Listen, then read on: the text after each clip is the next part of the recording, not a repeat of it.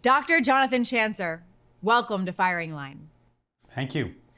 After the October 7th attack, Israeli Prime Minister Benjamin Netanyahu swiftly vowed to eliminate Hamas, and we've seen troops building up on Israel's border with Gaza for nearly 2 weeks. What factors have caused Israel's delay entering Gaza?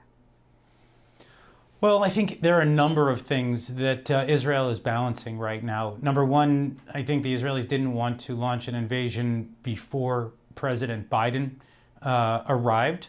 At the same time, we are aware of a diplomatic channel that is being conducted out of Qatar. The optics of this are actually somewhat crazy. The Qataris are themselves sponsors of Hamas, and they right now are acting as a trusted American ally, if you will, to try to help negotiate the release of these hostages. I have my doubts about the Qataris' intentions, but it appears that the U.S. and Israel are allowing for this channel to play out. That may have something to do with a delay. And then finally, there has, I think, been some concern expressed by Israelis within the security establishment that a ground war is not as simple as one might think, that there are, as I heard it, hundreds of kilometers of underground tunnels, some of which have been unexplored by the Israelis. They don't have all of the intelligence needed in order to conduct a war underground. It could be close quarter combat. And so one gets a sense that the Israelis are gathering what they can in terms of intelligence before they go in. And then there's one other factor, and that is that there is the potential right now for a multi-front conflict. You've got to remember that the regime in Iran has multiple proxies that it has funded over the years, groups like Hezbollah, Islamic Jihad, Hamas, and others. And so there is a concern that should Israel enter into the Gaza Strip, that other fronts could erupt. These are all, I think, weighing heavily on the mind of Benjamin Netanyahu, who does not like to take significant risks, not in the military realm. He is fearful of quagmires, and that also may be part of what has prompted him to delay. Let's go back to the hostages. You have suggested serious concern with the ability of the Qataris to be effective as hostage negotiators. Is there a better way? You know, it's a good question. There is something sort of Orwellian about all of this, that the Qataris, for really the better part of a decade, have been playing arsonist and firefighter in this conflict. You cannot be a sponsor of Hamas and then also offer your good offices and expect to be respected in this way. They seek to legitimize Hamas. That has always been the Qatari goal. And I don't think this is the moment to be legitimizing Hamas. It may not even be the moment to negotiate with the terrorist group, given the slaughter that it has just perpetrated. And yet, where does that leave the hostages? Well, look, there are 203 of them by last count. The Israelis are obviously sick to their stomachs about the prospect of what it would take to get them out. What we hear is that they're being held underground in military facilities that have been created by a Hamas shadow unit that is tasked with monitoring their health and well-being, which is, of course, a relative term here. I think that at some point, and I don't know when that point comes, but the Israelis will come to the conclusion that the negotiations have reached a point of diminishing returns, and that action needs to be taken regardless of the hostages. In other words, there's no way that Israel can fight a war in the Gaza Strip, urban warfare, brutal fighting.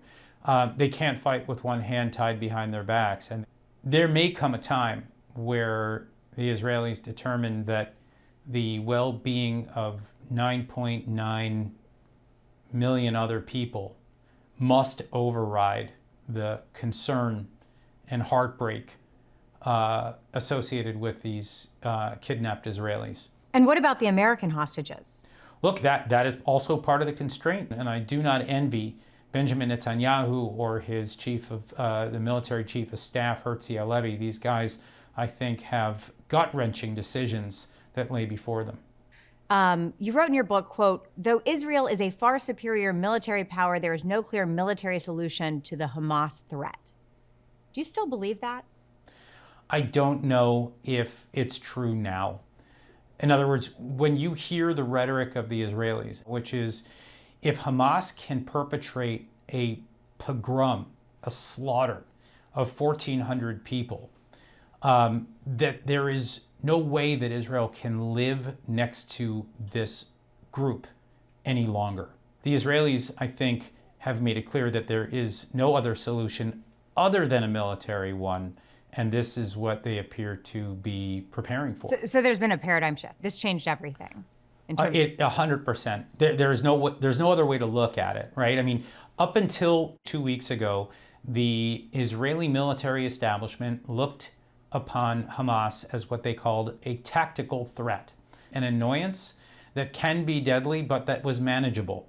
It's no longer manageable from Israel's perspective. I heard one former Israeli official say the moment that they killed that many people was the moment that they lost the right to exist. Very stark language. President Biden said that he spoke with Prime Minister Netanyahu about alternatives to a ground operation. What are the alternatives?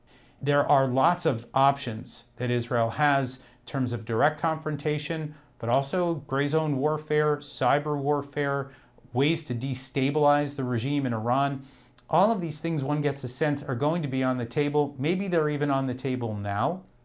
We just have not yet seen the first steps taken in this war other than the aerial bombardment of Gaza, which has been ongoing almost from day one. Do you believe that Iran is helping Hamas prepare for Israel's ground invasion of Gaza? 100%. How? There is no question that Iran knew that hostage taking and a slaughter of the scale that was witnessed on October 7th, there's no question that Iran knew that this would elicit a significant response from the Israelis. You know, Iran has a strategy of arming and training all of these proxy groups for a war of the nature that we might be seeing right now unfold before our eyes, a multi-front conflict.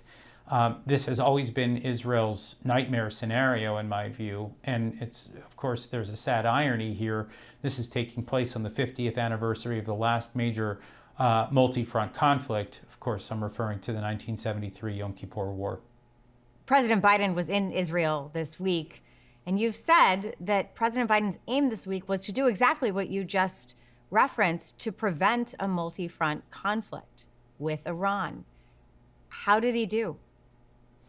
Well, we don't know yet. Whether the U.S. has effectively deterred Iran remains to be seen.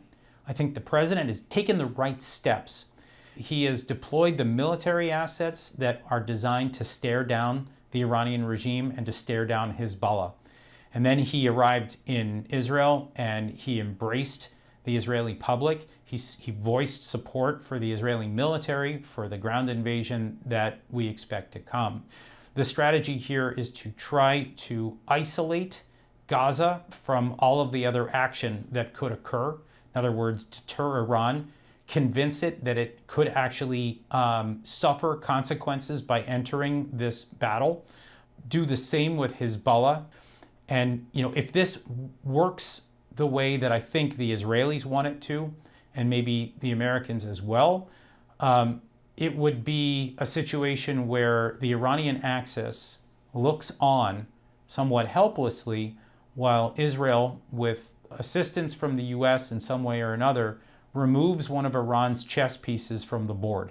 In other words, they have nothing that they can do but watch as Israel destroys Hamas and frees up one of its borders from the Iran-backed threat. This would be, I think, the soft landing that the Israelis are looking for. Whether it's an easy battle is another story entirely, but the last thing Israel wants, I think, is that multi-front war. That said, I think the Israelis, they've made it clear that if they need to fight a two-front battle, they will, and it will be tough. You've been critical of the Biden administration for its past appeasement of Iran. In your estimation, does Iran want a multi-front war with Israel? Look, that's the big question. Was this 10/7 slaughter, was that a preamble to the war that Iran planned? In other words, did they see this as a moment that they were going to try to galvanize the Muslim world and try to draw in as many actors as possible and to set the region on fire? And there could be a number of reasons for wanting to do that. I mean, there is, of course, the obvious longstanding goal of the regime that it simply seeks to destroy Israel, and it has threatened to do so repeatedly. There's also the question of whether they might use this opportunity while everyone's eyes are on Israel and the attacks that are taking place there to make a dash for a nuclear weapon, which we know, of course, has been one of the objectives of the regime. I think there's also perhaps another motivation here, which is to try to derail the normalization process that we have watched unfold in the Middle East since 2020 with the signing of the Abraham Accords. And of course, right before this war broke out, there were multiple reports that the Saudis and Israelis were drawing closer to a normalization deal. All of that has been derailed by Iran. And, to get to your question about my critique of the Biden administration, look, there has been an ongoing effort by the Biden administration to separate out Iran's malign activity and support for terrorism from the nuclear track. And so the administration, just as the Obama administration did before, has been offering all manner of financial inducements to the regime to try to convince it to stop its nuclear advances and to, at minimum, hold steady. What that has amounted to, in my view, has been appeasement and the financing of a terrorist state. And I do hope that in light of all of this, and in light of the president's embrace of the Israelis and the recognition of Iran's hand behind all of this, that maybe it's time for a policy review, that the way in which Democrats in particular have approached the Iran challenge, maybe it's time to revisit some of these assumptions, because I believe that it has ended in failure. And I've got to think that Biden administration officials are starting to come to that realization as well. Iran has enough highly enriched uranium to build several nuclear bombs. How do Iran's nuclear ambitions factor into this moment? Ultimately, we talked about Hamas being a piece on the chessboard. The ultimate chess piece here, right? The queen, the most powerful piece on the board, is an Iranian nuclear weapon. If it gets a bomb, then that is the ultimate insurance policy. It's an umbrella for the Iranians to be able to continue to engage in this kind of activity, the sponsorship of terrorist activities that utterly destabilize the region and harm American interests and allies. I want to ask you about the explosions at a hospital in Gaza.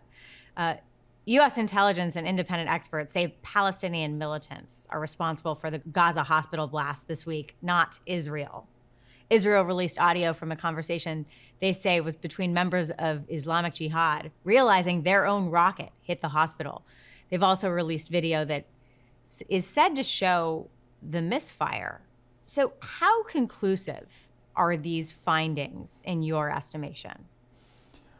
From what I can tell, and I am not a ballistics expert, but from what I can tell, there is wide agreement across the Israeli military establishment. And I don't think it's just for PR purposes, because the Israelis have actually claimed responsibility at times for mistakes that have made on the battlefield.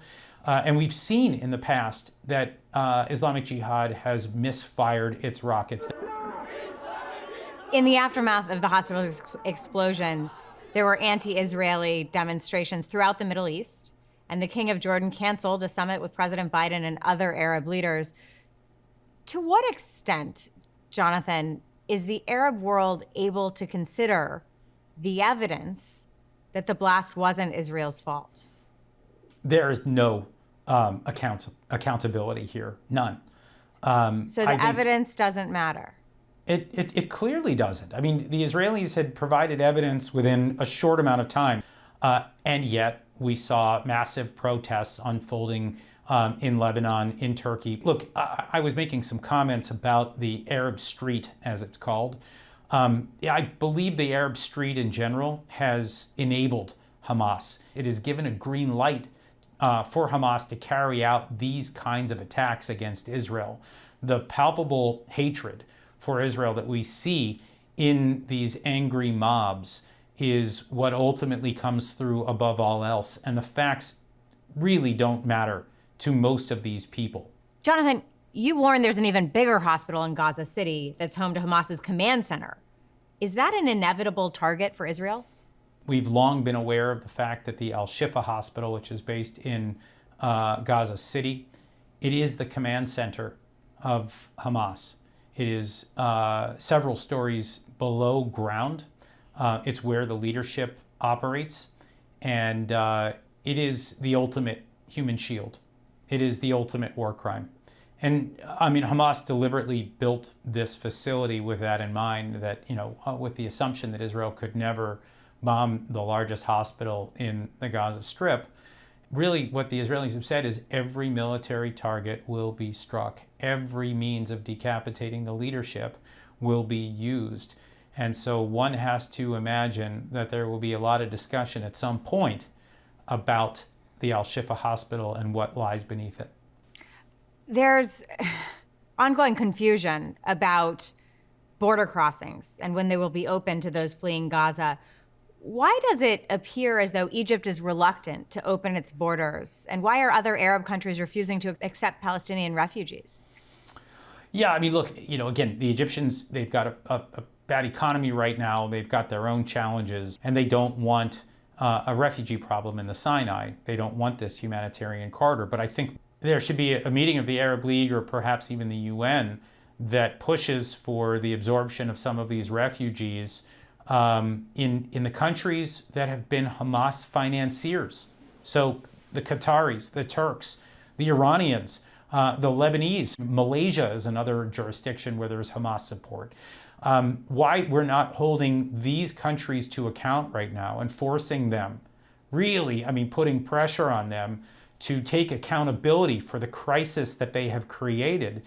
If the concern is for loss of life, or the concern is for trying to prevent catastrophic events from befalling this community, the idea would be to get them out, to establish a humanitarian corridor, and at some point in the future to facilitate their return without Hamas in the Gaza Strip. This, in my view, is the clear objective of what's going on here. But the Arab world, the Arab street, are really voicing their opposition to this rather logical response to what was, I think by all accounts, one of the most horrific acts of terrorism witnessed in decades. Humanitarian aid has been amassing at the Rafah border crossing between Egypt and Gaza for days now, and Israel announced this week that it will not block the aid's passage. Why is getting food and water and fuel to civilians who need it so complicated? Well, it's complicated for a number of reasons. One, the Israelis have also said, almost in the same breath, that they don't want to allow anything to go in so long as, as of right now, there are 203 Israeli hostages being held against their will by Hamas in the Gaza Strip. The way the Israelis have put it, that's their fair trade. Of course, Hamas is not interested in this, and so there's ongoing debates about exactly how this will unfold. But then there's the question of when assistance comes through, is it actually humanitarian aid? Are there dual-use items that Hamas could use to buttress its military capabilities? So the Israelis are, for them, this is a high-stakes proposition here, allowing for truckloads of material to go into the Gaza Strip right now during a hot war where there's probably a better than average chance that people have tried to insert military material or dual-use material into these trucks. And so the Israelis are very wary, and they're trying to use this as leverage right now to get the release of these hostages that were taken on October 7th. You've been warning for days that the skirmishes at the northern border indicate that Hezbollah is pushing the region into a wider war. We've also seen reports of clashes at the Syrian border and violence in the West Bank. What does the U.S. and its allies need to do next? in deterrence efforts? Yeah, I mean, look, the deterrence process is already underway, or at least the attempts to deter. Biden's meeting with the Israeli cabinet and his, warning to Iran and Hezbollah, don't even try it. All of these things, I think, are the right steps toward deterring other fronts from opening. Potentially, Israel would like the ability to fight in Gaza without having multiple other fronts erupt, and the U.S. appears to be actively trying to steer things toward that outcome. The Brits as well, the French, the Germans, but it's complex. There are a lot of moving parts, and the real big question is, will Iran stand pat? A month after the surprise attack on Israel in 1973, William F. Buckley Jr. sat down with Hans Morgenthau, an expert on international relations, and they both agreed that Israel was a client state of the United States at that time. This is, of course, the tragedy of Israel, that it cannot afford to pursue a foreign policy at variance with the basic objectives of the United States. And the basic objectives of the United States are now to gain a foothold in the Arab world, to push the Russians out of the Middle East, at least, or diminish their influence, in order to prevent the Russians from controlling the Middle East strategically, and more particularly in terms of oil. We are no longer in the Cold War, but while Biden was in Israel, Vladimir Putin visited China. What is the connection from our perspective in the United States between our priority of supporting Israel and our priority of supporting Ukraine? It's a great question. As I view it, there are three embattled American Democratic allies right now that are under threat: Israel, Ukraine, and Taiwan. And there are three aggressors that are actively trying to challenge the US-led world order. And they are, of course, Iran, Russia, and China. The US-led world order has been incredibly beneficial to the world, the access to technology and food and medicine, and it is now being challenged, and increasingly so. And this attack on Israel is part of that picture. The attack on Ukraine is part of that picture, and you can see that our three primary adversaries continue to cooperate with one another. The Iranians are providing UAVs and missiles to the Russians for them to be able to continue their assault on Ukraine. The Chinese are providing cover to both the Iranians and the Russians at the UN and elsewhere. The financial flows are clear. The diplomatic support is clear. There needs to be a congressional response and an administration response. And even in polarized Washington, D.C., one gets the sense that a foreign policy may be coalescing amongst those that inhabit the center left, and the center right. There will be, I think, always the extremists and the outliers within both parties, and they have their voice, and that's probably not going to change. But with any luck here, we'll start to see a coalescing of centrist foreign policy views in Washington that rally around this notion. Dr. Jonathan Schanzer, thank you for joining me. Pleasure.